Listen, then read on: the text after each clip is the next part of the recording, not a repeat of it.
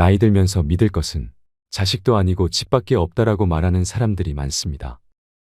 평생을 일해도 내 이름 석자가 적혀 있는 종이 등기필증을 가져보지 못하는 사람들이 많이 있지만 대중교통 환승하는 것보다 쉽게 평수를 넓히고 재산을 불려가는 사람들도 많이 있습니다. 우리 한국인들에게 집은 아주 특별한 존재입니다. 내 집을 샀다는 것은 성공과 안정을 의미하는 것이고 재산을 성큼성큼 불려나갈 수 있는 기회를 갖게 되었다는 것입니다. 또 나이 들어서는 노후 대비의 상징이기도 합니다. 하지만 고도 성장기를 빠져나와 저출산에 허덕이는 대한민국에서는 부동산 불패 신화가 계속 이어지지 않을 수도 있다는 전망이 속속 나오고 있습니다. 여러분은 현재 어디서 살고 계신가요? 우리는 나이가 들면 다른 곳에 살아야 합니다.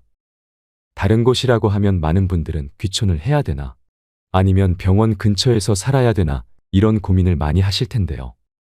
대한민국 시니어들은 은퇴 이후 어디에서 사는 것을 희망할까요? 한 조사에 따르면 50에서 65세 중장년 2,000명에게 노후의 주거지에 대해 물었더니 지금 집에서 계속 살겠다와 다른 집으로 이사하겠다는 응답이 반반이었습니다. 많은 분들이 은퇴 이후 넓고 탁 트인 정원에서 반려동물과 뛰노는 한적한 시골 생활 또는 도심 속 문화시설이 가득한 곳에서의 여유로운 도시 생활을 꿈꾸기도 하는데요. 이미 그런 집에서 살고 계신 분도 또는 주거지 이동을 고민 중인 분도 계실 텐데요.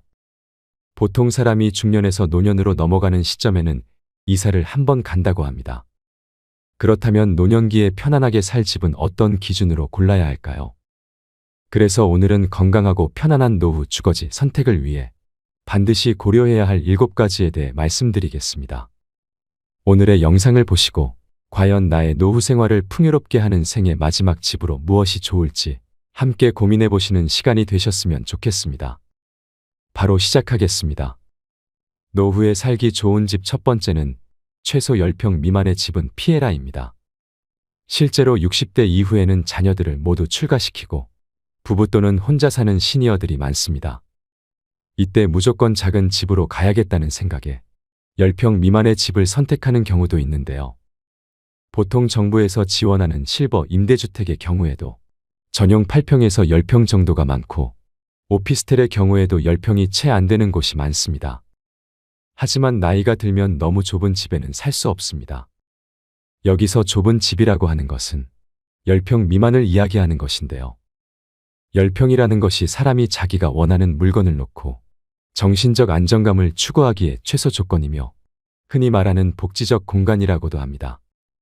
그래서 노후에 가장 좋은 주거 형태는 18평에서 20평대의 소형 평수이면서 쇼핑, 의료, 취미, 오락까지 모두 가까운 거리에서 해결할 수 있는 주거 형태가 가장 좋습니다. 자식이나 손자 손녀들이 와서 자고 가기라도 하면 큰 집이 좋은 거 아니냐고 말씀하시는 분도 있습니다. 하지만 요즘은 명절이나 집안 행사 때 자식들이 찾아오더라도 대부분은 친정이나 시댁에서 자고 가는 일이 별로 없지요. 보통의 자식들은 와서 식사만 같이 하고 개인 스케줄을 보기 바쁩니다. 시대가 이렇게 많이 변했다는 것을 아시고 잘 결정해야 후회하지 않습니다. 자식들이 그래도 이날만큼은 하루쯤 자고 가겠거니 기대하지 마시고 정말 나의 노후에 부담되지 않는 집으로 잘 선택하시는 게 중요하겠죠. 두 번째는 복지관 근처로 가라입니다. 나중에는 어디에서 가장 많은 시간을 보내게 될까요? 바로 복지관입니다. 그 이유는 복지관 안에는 교육과 돌봄이 있습니다. 그뿐만 아니라 먹는 것까지 해결이 됩니다. 좋은 영양사도 있고 밥도 비싸지 않고 거기다가 각종 양질의 교육들이 너무 많습니다. 자원봉사할 것들도 있어 보람도 느낄 수 있습니다. 평소 외부 활동에 제약이 있던 노인들을 위한 몸을 움직이는 라인댄스, 사교댄스와 오카리나 하모니카 등 악기 배우기, 외국어 공부, 미술, 치매 예방 강의 등 양질의 교육으로 노년의 삶의 질 상승에 긍정적인 영향을 미치고 있는데요. 특히 복지관에서는 노인 일자리도 함께 지원하고 있습니다. 시설도 굉장히 좋으면서 국가가 끊임없이 지원을 하고 관리까지 하며 전문가가 수시로 와서 교육도 해줍니다. 나이 들어 이런 집결된 서비스를 받을 수 있는 곳은 복지관 말고 찾기 힘듭니다. 물론 돈이 많은 분들은 어디서 배우든 어디서 먹든 부족함이 없겠지만 우리는 그런 돈이 없습니다. 무엇을 배워보고 싶어도 돈 걱정부터 앞서게 되는데 이럴 때 복지관이 대안이 될 수 있습니다. 이처럼 노후에 많은 이점이 있는 복지관 근처에 거주하시면 적극적인 사회 참여뿐만 아니라 노후의 고독감과 외로움에서 벗어날 수 있는데요. 대도시에서 멀어질수록 문화와 취미를 즐길 수 있는 시설이 빈약할 확률이 높습니다. 이주할 곳에 복지관이나 문화센터 등이 충분히 있는지 살펴본 뒤 결정하시면 한층 유익하고 풍요로운 노후 생활을 누리실 수 있습니다. 세 번째는 한적한 곳의 전원주택은 피해라입니다. 은퇴 후 한적한 자연 속에서 소소하게 텃밭도 일구면서 느긋하게 은퇴 생활을 하겠노라 꿈꾸는 분들이 많을 텐데요. 하지만 전원 생활의 로망은 현실과 다릅니다. 젊을 때부터 전원 생활을 시작한 사람이라면 모르겠지만 번화한 지역에 거주했던 사람은 달라진 환경에 적응하는 게 생각보다 어려울 수 있습니다. 병원과 마트 등 기반 시설도 없고 온갖 벌레에 힘든 주택 관리까지 보통 일이 아닙니다. 실제로 60대 이상이 가장 선호하는 거주 형태는 도심의 아파트로 64.2%의 응답률을 보였는데요. 새소리, 물소리가 듣고 싶어서 시골로 이사 갔던 노인들이 도시로 유턴했는데 알고 보니 그 이유가 차 소리를 듣고 싶어서였다는 우스갯소리도 있습니다. 전원 생활에 적응하지 못하고 다시 도시로 돌아오는 사람들도 많은 것이 현실입니다. 다들 아시겠지만 노후에는 병원과 각종 편의시설이 가까이 있어야 생활이 편리해지고 삶의 질이 높아집니다. 두 다리 멀쩡하고 운전도 가능할 땐 맑은 공기를 마시며 눈 뜨는 것이 기쁨이겠지요. 하지만 나이 들어 다른 사람의 돌봄이 필요해지거나 혹은 부부 중 어느 한쪽이 세상을 먼저 떠나게 되면 집이 짐이 될 수 있습니다. 전원 생활에 안착했어도 75세쯤 되면 몸에 아픈 곳이 늘어나고 거동이 불편해져서 병원이 있는 도시로 돌아가야 하는 때가 오게 됩니다. 그럼에도 불구하고 나는 건강에 자신 있고 조용하고 자연이 있는 곳을 원한다면 이때는 도심 외곽의 전원 휴양형 주거지보다는 도심에서 1시간 이내 거리의 근교형 입지를 선택하는 것을 추천드립니다. 네 번째는 병원이 30분 이내에 있는 집을 선택해라입니다. 가까우면 가까울수록 좋은 것이 병원이지만 제가 특히 30분을 강조하는 이유는 우리가 기초 의료 서비스에 접근하기 위한 최단 시간이 30분이기 때문인데요. 정말 위급한 상황을 제외하고는 30분 이내에 병원에 갈 수 있으면 됩니다. 이처럼 수명이 길어짐에 따라 건강에 대한 관심 증가와 70대 이후 간병기를 대비해 특히 병원과의 접근성이 가장 중요합니다. 실제로 통계청에서 발표한 바에 따르면 60대 이상이 노후 거주지를 옮길 때 가장 중요하게 생각하는 것으로 의료시설이 가장 선호도가 높다고 합니다. 젊었을 땐 건강하던 사람도 나이가 들면 여기저기 아픈 데가 생기고 병원을 자주 찾기 마련인데요. 고령자들은 스스로 이동하기 힘들고 차량을 운전하기도 만만치 않지요. 병원에 가야 할 때마다 자녀에게 매번 부탁하기도 힘드니 큰 병원에 인접한 곳에 사는 것이 최고 좋습니다. 50대, 60대는 자연환경이나 문화시설 등 다른 요소에 우선순위를 둬도 괜찮습니다. 하지만 70대 이상이라면 건강관리에 더 신경 쓰셔야 하는데요. 주변에 의료시설이 가까이 있어야 몸이 아플 때 빠르게 치료받기가 쉬워집니다. 다섯 번째는 근처에 공원이나 산책로가 있는 집을 선택해라입니다. 65세 이상 시니어들의 야외활동 참여가 점차 증가하는 추세입니다. 즉 노년기에는 늘어난 시간적 여유를 이용하여 산책이나 가볍게 운동을 할 수 있는 공원 또는 산책로가 주변에 있는 주거 환경이 좋은데요. 노후의 건강을 위해서 평소 걷기 운동은 선택이 아니라 필수입니다. 집 근처에 가볍게 걷기 좋은 공원이나 산책로가 있다면 여가 시간을 보내기에 안성맞춤입니다. 이처럼 집 가까이에서 산책을 즐기게 됨으로써 몸에 해로운 좌식 생활을 자연스럽게 줄일 수 있게 됩니다. 산책을 꾸준히 하게 되면 혈당치가 낮아지기 때문에 당뇨병이 생길 가능성이 줄어듭니다. 또 관절과 뼈가 훨씬 건강해진다고 하는데요. 골절이나 혈관 수축 질환이 발생할 가능성이 줄어들어 신체는 더욱 민첩해지고 튼튼해집니다. 매일 30분씩이라도 산책을 하게 되면 신체에 활력을 주는 호르몬이 분비되어 노후의 스트레스가 줄어들면서 우울증 예방 효과에도 탁월합니다. 이처럼 건강 증진과 자연 친화적인 환경을 중요하게 생각하신다면 산책로가 근접한 주거지를 고려하셔야 됩니다. 여섯 번째는 자녀와 살아야 한다면 가치보다는 근처를 선택해라입니다. 우리는 자녀와 살고 싶지 않지만 어쩔 수 없이 함께 살아야 하는 상황이 올 수도 있습니다.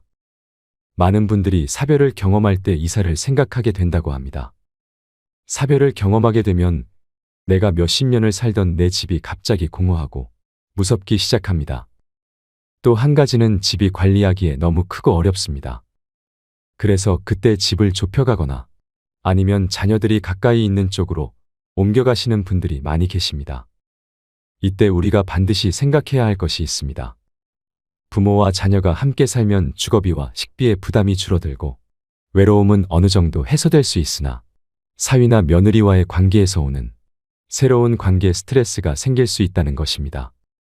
따라서 자녀와 함께 살아야 한다면 함께 살기보다는 근처에서 사는 것이 가장 이상적입니다. 손주가 어렸을 때는 손주를 돌보는데 손을 보태거나 성장을 지켜보며 삶의 활력을 얻는 것도 좋습니다. 이렇게 자녀와는 적절한 거리를 유지하는 방법이 노후 생활에서 스트레스를 최대한 줄이면서 현명하게 지내는 방법입니다. 일곱 번째는 대중교통이 잘 갖춰져 있는지 봐라입니다. 어르신들은 나이가 들면 기동력이 떨어지는데요. 이동하는데 체력적, 정신적으로 부담이 덜한 곳인지 교통 접근성을 고려해야 됩니다. 대중교통이 불편하면 생활 반경이 좁아지고 먼 거리 외출도 어렵게 되어 자칫하면 고립감마저 느낄 수 있습니다. 특히 병원에 갈 때 자녀와 매번 동행하기 힘들기 때문에 대중교통이 편한 곳에서 사셔야 됩니다. 은퇴 이후에도 나는 경제적 사회활동을 활발히 하고 싶다는 분들이시라면 더욱 교통 여건은 중요한 요소로 작용됩니다. 여기에 본인의 소비 성향도 체크하셔야 되는데요. 평소 전통시장을 잘 이용하신다면 마트 편의점이 아무리 가까워도 멀리 버스 타고 시장으로 다니시는 게 어르신들일 텐데요. 은퇴 이후엔 사소한 돈이라도 절약하려고 하시기 때문입니다. 마트나 병원 등 자주 가는 장소는 걸어갈 수 있는지, 걸어가기 멀다면 대중교통을 이용하는데 불편함이 없는지 살펴봐야 합니다. 또 자녀들이 오기에도 힘들지 않은 곳이면 더 좋겠는데요. 가뜩이나 먹고 살기 바빠 자주 볼 수가 없는데 오는 길이 험하거나 멀다면 더 발길이 쉽게 떨어지지 않겠지요. 결국 지하철 등 교통망이 잘 갖춰진 곳에 주거지가 있어야 합니다. 여덟 번째는 유지비용을 따져봐라입니다. 노후 거주지 선택에는 비용 역시 빼놓을 수 없는 요소인데요. 노후의 소득은 줄어드는데 의료비, 생활비 등 돈 쓸 곳은 많아집니다. 노후에 살 지역을 정할 때뿐 아니라 아파트, 단독주택 등 주거 유형을 정할 때에도 비용을 고려해야 합니다. 물가가 너무 비싼 지역이나 관리비가 많이 들어가는 주상복합 등은 피하는 게 좋습니다. 또 청소나 보수 등 유지하는 데 손이 많이 가는 주거 유형은 되도록 배제하는 것이 유리합니다. 또 노후에 자택을 매각한다면 얼마나 받을 수 있는지 금액을 미리 파악해둬야 합니다. 더 나이가 들어서 돌봄 시설에 입소하게 되면 그 비용을 집을 판 돈으로 충당할 가능성이 높기 때문인데요. 내 자식을 키우기 좋았던 크고 널찍한 그 집을 급매로 팔지 않기 위해서라도 미리 노후용 집으로 이사해두길 권해드립니다. 비용적인 문제로 발생하는 또 다른 대안은 공공임대주택 입주인데요. 재산이 집에 다 몰려있는 시니어의 경우에는 노후 생활비 마련에 큰 어려움을 겪을 수 있기 때문에 목돈을 집에 묶어두는 것보다는 공공임대주택에 들어가셔서 사는 것이 더 지혜로운 선택일 수도 있습니다. 오늘은 현명한 노후 주거지 선택을 위한 조건 8가지에 대해 알려드렸습니다. 초고령 사회인 일본이 고독사로 골머리를 앓고 있지만 한 아파트 단지는 지난 12년 동안 고독사가 한 건도 발생하지 않아서 대안으로 주목받고 있습니다. 4천여 명이 거주하고 있는 이 조그만 아파트 단지에는 꽃꽂이, 서예 등 주민 스스로 만든 소모임이 180여 개에 이르고 그래서 이 아파트 단지에는 1년 내내 각종 행사가 끊이질 않습니다. 아파트 관리도 주민 스스로 맡아서 하는데 이는 거주하는 노년층의 수입이 되기도 합니다.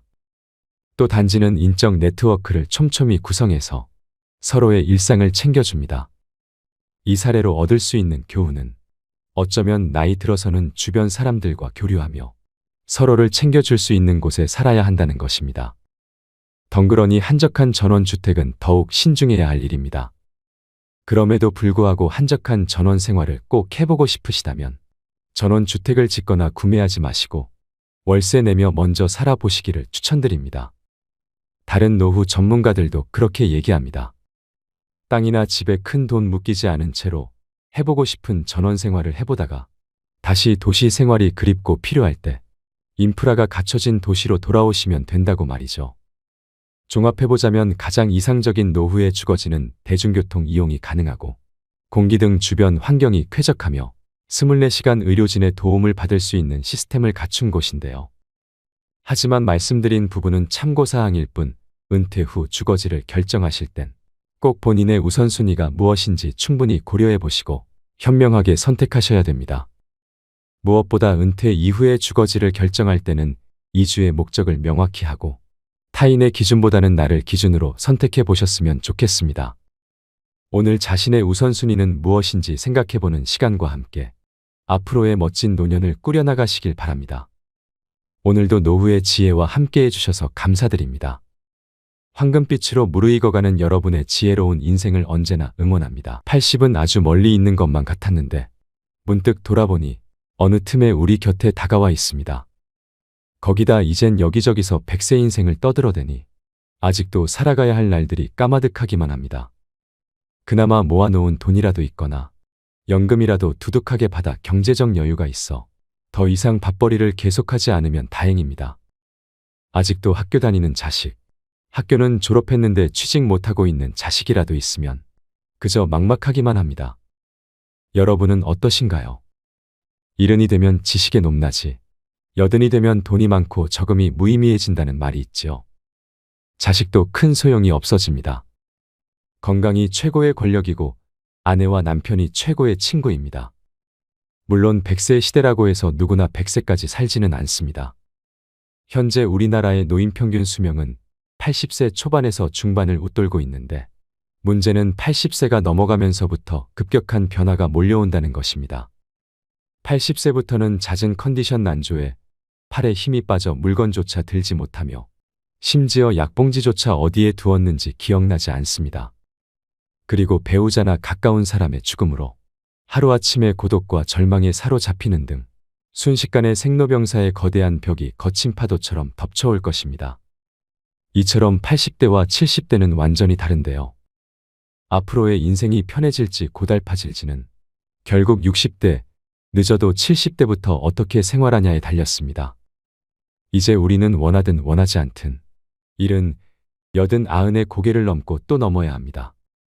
그렇다면 다가오는 60세 이후의 삶을 위해 어떻게 살아야 할까요? 오늘은 행복한 노후와 불행한 노후를 결정짓는 핵심 요인 7가지에 대해 말씀드리겠습니다. 노년의 질을 결정짓는 핵심 요인 첫 번째는 10자식보다 배우자 하나가 낫다. 우리의 삶에서 배우자나 자녀만큼 고귀한 인연은 없습니다. 특히 배우자가 그렇습니다. 남남으로 만나 가정을 이루어 한솥밥을 먹는 무촌이지만 어쩌면 세상에서 가장 어려운 관계가 아닌가 싶은데요. 배우자로 인해 마음에 상처를 받기도 하지만 쉽사리 외면하거나 인연의 끈을 놓을 수도 없지요. 때로는 큰 감사로 회한으로 얽히고 설킨 감정을 가지고 살아가야 하는 관계이기도 합니다. 실제로 어떤 연구에 따르면 60대 이상을 대상으로 조사한 결과 배우자와 함께하는 사람들이 가장 행복감을 느끼고 삶에 더 많은 가치를 부여하며 살고 있다고 하는데요. 그래서 아무리 자식이 효도를 한다고 해도 배우자만 못하다는 겁니다. 내가 외롭고 아플 때 옆에서 지켜주는 사람은 배우자지. 가까이 살아도 쉽게 얼굴도 안 보여주는 자식들이 아니라는 겁니다. 몸이 아파서 급하게 보호자와 동행해서 병원을 방문해야 되는 일이라도 생긴다면 매번 자식들에게 부탁하기도 눈치 보입니다. 또 멀리 살고 있다면 급한 일이 있을 때 큰 힘이 못 됩니다. 미운정 고운정으로 같이 살고 있는 배우자만큼 남은 인생의 소중한 동반자는 없다는 얘기입니다. 평균 수명을 고려하면 배우자와 자식들이 독립한 빈 둥지에서 40여 년 동안 함께해야 하는데요. 그러므로 긴 세월을 부부가 원만하게 함께하려면 부부관계 리모델링이 필요합니다. 어떤 민족이든 금실 좋은 부부의 공통점은 상호 간의 배려일 것입니다. 배우자에게 일방적으로 명령이나 강압이 아니라 서로 존중하고 배려하는 자세가 필요할 것입니다. 아직도 가까이 있는 배우자를 함부로 해도 된다고 생각하는 이들이 있다면 배우자가 최고의 노후 준비임을 말씀드리고 싶습니다. 노년의 질을 결정짓는 핵심 요인 두 번째는 힘이 닿는 데까지 일을 한다. 은퇴 전문가들은 최고의 은퇴 준비는 평생 현역으로 사는 것이라고 말합니다. 몸이 무리되지 않는 선에서 퇴직 후에도 계속 일자리를 가지는 것입니다. 소득이 얼마냐는 크게 중요하지 않습니다. 일하는 즐거움으로 생활에 활력이 생기고 고립감도 해소됩니다. 또 소일거리라도 갖는다는 것은 노후에도 자기의 존재 가치를 확인한다는 의미인데요. 경제력이 뒷받침되어야 안정적이고 행복한 노후를 지낼 수 있다는 것을 부정하시는 분들은 아마 없을 것입니다. 매달 100만 원을 번다는 것은 2억에서 3억 원의 부동산을 보유하고 있는 것과 같다고 합니다. 그만큼 노후 현금 흐름은 나이가 들수록 큰 의미로 다가옵니다. 하지만 은퇴를 앞두고 있거나 이미 퇴직한 분들은 재취업을 힘들어합니다. 20에서 30년 이상 직장에서 수많은 스트레스 받으며 견뎌온 삶이 자연스레 떠오르지요. 그런 전쟁터와 같은 곳으로 다시 들어가기가 두려울 것입니다. 게다가 근무 환경이 좋았던 대기업 부장이나 임원이었던 사람은 자존심이 허락하지 않는다고 털어놓습니다. 그래서 작고 허름한 직장으로 취업하기가 어려운 것입니다. 어려운 마음이야 충분히 공감하지만 현실을 직시할 필요가 있습니다. 앞서 이야기했듯 현금 100만 원의 가치는 2억에서 3억 규모의 부동산을 소유한 것과 같습니다. 현실적으로 2억에서 3억 원 자산을 만드는 것이 쉬울까요? 의료 기술은 계속해서 발전하고 평균 수명은 갈수록 길어지고 있습니다. 특히나 평생 동안 쓰는 병원비의 50%는 노후의 10년에 집중된다고 합니다. 여태 모아놓은 돈을 자식에게 퍼주거나 젊을 때 저축하지 않아서 아파도 병원에 가지 못하는 최악의 상황은 생기지 않아야 합니다. 노년의 질을 결정짓는 핵심 요인 세 번째는 건강은 노후 행복의 열쇠다. 어떻게 하면 오래 살 수 있느냐는 더 이상 중요한 문제가 아닙니다. 앞으로는 100세까지 사는 게 드물지 않은 시대가 될 테지만 건강한 100세와 입원해서 혼수 상태가 된 100세와는 삶의 질이 천양지차인데요. 노인 A씨와 B씨가 있었습니다. A씨는 100세까지 살았지만 75세의 나이에 찾아온 질병으로 무려 25년을 병원과 집만 오가며 거의 침대에 누워 지내야 했습니다. 반면 B씨는 87세까지 살았지만 죽기 얼마 전까지 텃밭에 나가 취미삼아 기르던 상추와 고추를 손질하고 부인, 친구들과 단풍 구경을 가는 등 건강하게 활동하며 살았습니다. 과연 누구의 삶이 더 행복하고 이상적인 노후라고 할 수 있을까요? 출세나 성공이 주는 행복은 딱 50세까지입니다. 나이 50을 넘어선 인생 후반전엔 전반전과는 다른 경기 운영 방식이 필요하지요. 건강하게 100세까지 오래 사는 비결은 하루하루의 사소한 본인 습관에 달려 있습니다. 노후에는 건강이 최고라는 생각을 의식적으로 가져야 합니다. 그렇지 않으면 침대에 누워 100살까지 살기보다는 아프지 않고 75세까지 사는 게 나을 수도 있습니다. 나이가 들면 생각하는 힘도 움직이는 힘도 약해집니다. 또 나이가 들면 우울증이 생길 확률이 높아지는데 이런 위기 상황을 피하려면 무엇보다도 자신의 심신을 안정시키는 행동과 습관도 중요합니다. 행복 호르몬이라고 불리는 세로토닌이 많이 분비되도록 평소에 햇빛을 쬐고 꾸준히 운동을 하는 등 노력이 필요합니다. 아침밥은 거르지 말고 아침 산책으로 햇볕도 하루 10분씩은 쬐어줘야 합니다. 일부러 멀리 여행을 갈 필요도 없습니다. 푸른 녹지가 있는 공원에만 가도 충분합니다.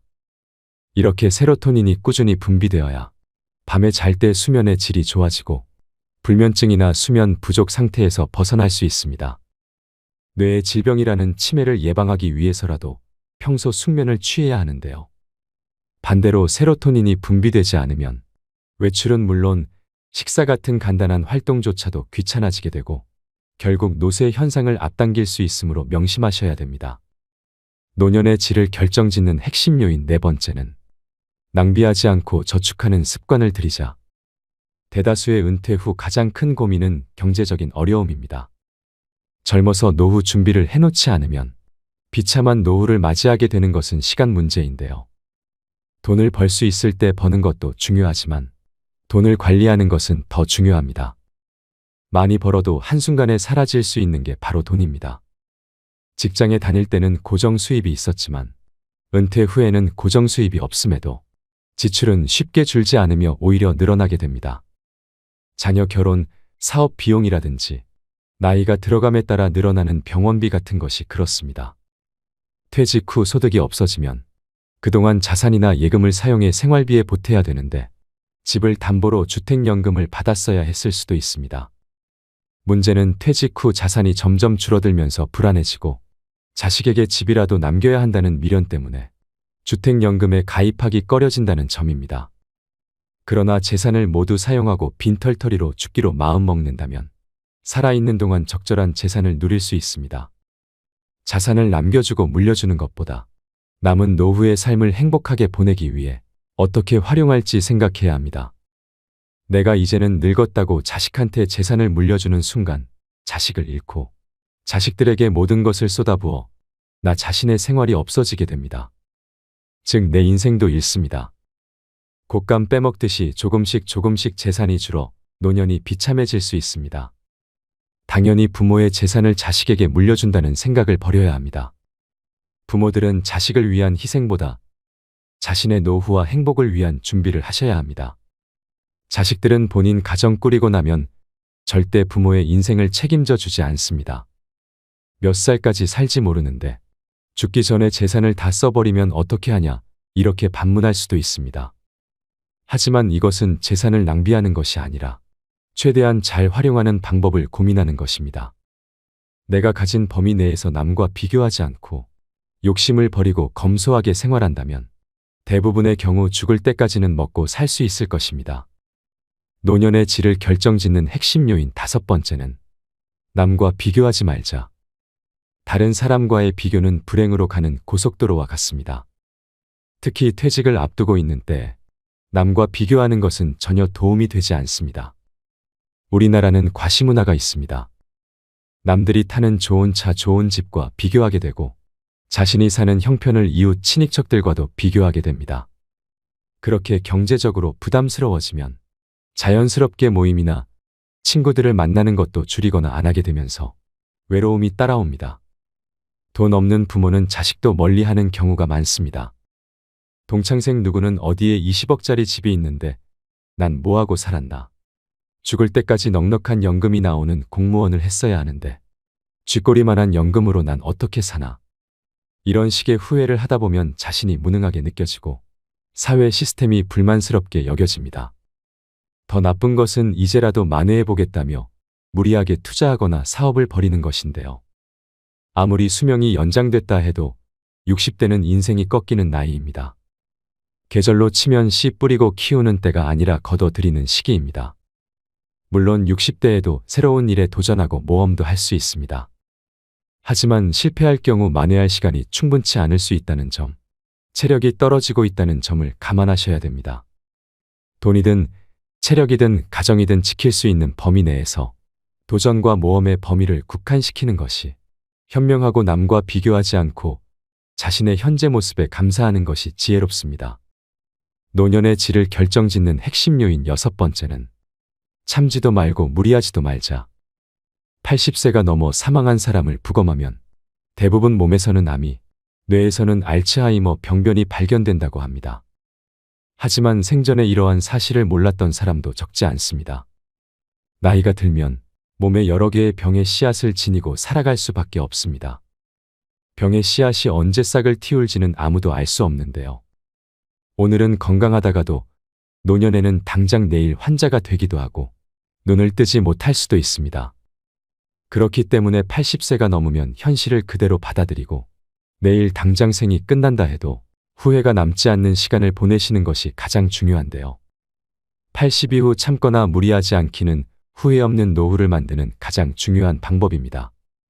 건강을 위한다는 명분으로 나이가 들어서도 먹고 싶은 음식을 참는 사람이 많습니다. 소식하고 달고 짠 음식을 피하고 기름진 음식을 자제하고 비만은 건강을 해친다는 사고가 사람의 상식이 되었는데요. 이런 얘기는 60대까지는 건강을 해치는 원인이 되기도 하지만 80세를 앞두고 있다면 이러한 생각은 일단 접어두셔야 합니다. 고령자는 장기 기능의 저하로 식욕이 증가하는 경우가 있을 수도 있고, 먹고 싶다는 욕구는 몸이 필요하다는 것이니 입에 당기는 음식은 마음껏 드셔야 됩니다. 체중 관리한다고 굶거나 식단 관리하지 마세요. 살이 좀 찐 사람이 오히려 더 오래 산다는 통계도 있습니다. 먹고 싶은 음식을 참으며 체중 조절하기는 스스로 수명을 깎는 행위입니다. 채식이 좋다고 매일 풀만 드시지 마시고요. 나이 들수록 단백질 섭취가 가장 중요하기 때문에 고기를 많이 드셔야 합니다. 또 80대를 목전에 두고 운동을 열심히 하는 것도 아무런 도움이 되지 않습니다. 오히려 무리해서 운동하다 체내에 활성산소가 만들어지게 되면 노화를 촉진할 수도 있는데요. 80세 이후에는 집 근처에서 30분 정도의 가벼운 산책 정도면 충분합니다. 그럼 여기서 술이나 담배는요? 라는 질문이 되돌아올 수 있습니다. 술도 드시고 싶으시다면 몸에 주는 부담을 생각해서 저녁 반주를 즐기는 정도가 현명합니다. 지나친 음주로 몸을 제대로 가누지 못해 넘어지면 낙상으로 골절되어 한순간에 늙어버리는 비극도 적지 않기 때문입니다. 또 의외라고 생각할지 모르지만 담배의 폐해는 나이가 들수록 줄어드는데요. 실제 흡연으로 단명하게 된 사람은 고령이 되기 전에 사망하기 때문입니다. 즉 담배를 계속 피웠는데도 80세까지 산 사람은 앞으로 금연하든 흡연하든 수명에는 큰 차이가 없다는 뜻입니다. 노년의 질을 결정짓는 핵심 요인 7번째는 나이 들면 친구가 없어도 괜찮다. 나이가 들면 친구가 그다지 필요가 없습니다. 오히려 오래된 친구가 부담스러워지는 경우도 많습니다. 불편한 사람들과는 굳이 교류하지 않아도 됩니다. 어차피 사람은 누구나 외로운 존재입니다.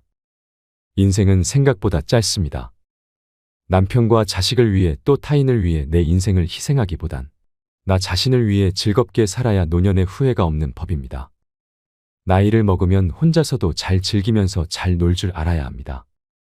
혼자 지낼 줄 모르면 주변 사람들에게 의지하게 되고 옆에 있는 누군가를 자꾸만 괴롭히게 됩니다.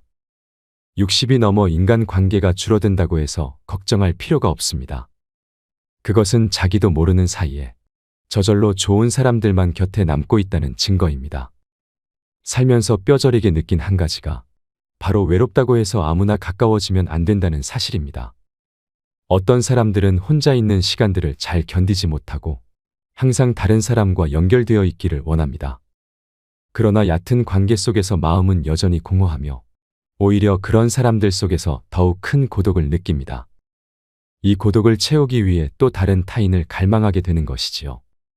그러나 홀로 있는 시간이 가져다주는 고요함 속에서 자기 자신을 되돌아보고 천천히 들여다보는 시간을 가지다 보면 그 고독의 속삭임은 점차 잦아들고 지금 이대로도 충분하다는 만족감이 생깁니다. 나아가 다른 사람에게 물들지 않는 나만의 사고 방식이 생기고 보다 건강하고 행복하며 특별한 삶을 살게 됩니다. 하루아침에 배우자가 일어나지 못하게 돼도 이상하지 않을 나이입니다. 나이가 들수록 주변 사람과 또 나 자신의 죽음에 대해 생각하는 시간도 가지셔야 됩니다.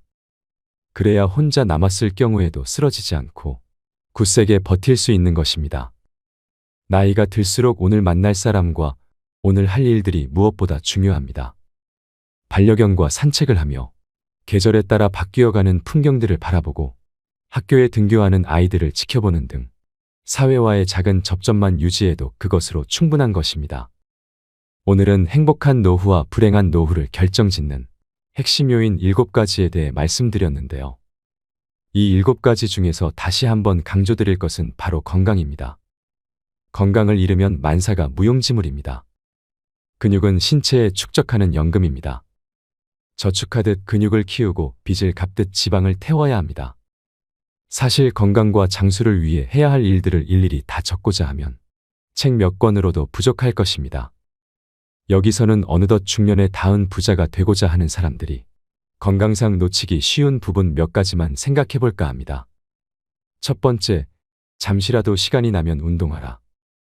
엠마리 시바스의 오직 스스로의 힘으로 백만장자가 된 사람들의 52가지 공통점은 자수성가한 부자들의 공통된 특징을 다루고 있는 책인데 이 책 후반부에는 운동의 중요성을 강조한 대목이 나온다. 미국 질병관리센터에 따르면 미국 성인 중 국가가 권장하는 신체 활동 지침을 지키고 있는 사람들은 전체 인구 중 20%에 불과하다. 그러나 자수성가한 백만장자들의 경우에는 거의 모든 사람들이 규칙적인 운동을 하고 있는 것으로 나타났다. 엠마리 시바스는 대다수 부자들은 늘 꾸준한 운동을 하고 있으며 운동을 하고 있는 사람은 부자의 대열에 합류할 가능성이 높다고 했다. 두 번째, 시기적절하게 휴식하라. 자연의 모든 동식물은 다 휴식을 취한다. 인간 역시 자연의 일부이기에 적당한 간격으로 휴식을 취할 수 있어야 한다. 음악의 악보를 보라. 유능한 작곡가는 악보 사이사이에 적당한 쉼표를 배치해 놓아 성악가가 노래를 제대로 할 수 있도록 배려한다. 만일 어떤 악보에 전혀 쉼표가 없는 곡이 있다고 해보자. 과연 그 노래를 끝까지 제대로 부를 수 있는 성악가가 존재할 수 있을까? 중간에 숨이 막혀 노래를 부르다 쓰러지고 말 것이다. 이것은 사업과 비즈니스의 영역도 마찬가지이다. 중간중간 쉬며 자신을 충전해야 제 기능을 발휘할 수 있다. 마치 핸드폰처럼 집에 돌아오면 충전기에 들어가 배터리를 충전해야 다음날 에너지 100%로 새 날을 시작할 수 있는 것이다. 세 번째, 식사를 집에서 손수 만들어 먹어라. 여러분들은 식사를 어떻게 해결하고 있는가? 밥은 때 맞춰 빠짐없이 챙겨 먹고 다니고 있는가? 돈 버는데 바빠서 집에서는 햇반이나 라면, 냉동 가정식으로 해결하고 나머지는 다 외식이나 배달식으로 해결하고 있는 것은 아닌가?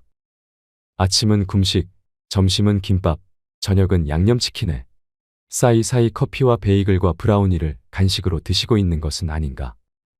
하지만 평생 건강하기 원한다면 직접 식사를 집에서 손수 만들어 먹어라.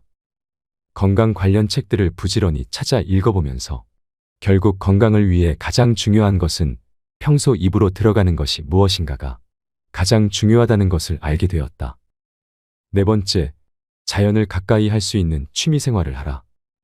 최근 본격 자연 친화 예능 다큐 MBN의 나는 자연인이다와 채널A 도시어부가 큰 인기를 끌고 있다. 두 프로그램은 수없이 많은 작품이 생겼다 없어졌다를 반복하는 예능 분야에서 참으로 오랜 기간 시청자들에게 사랑을 받아온 명품 예능이다.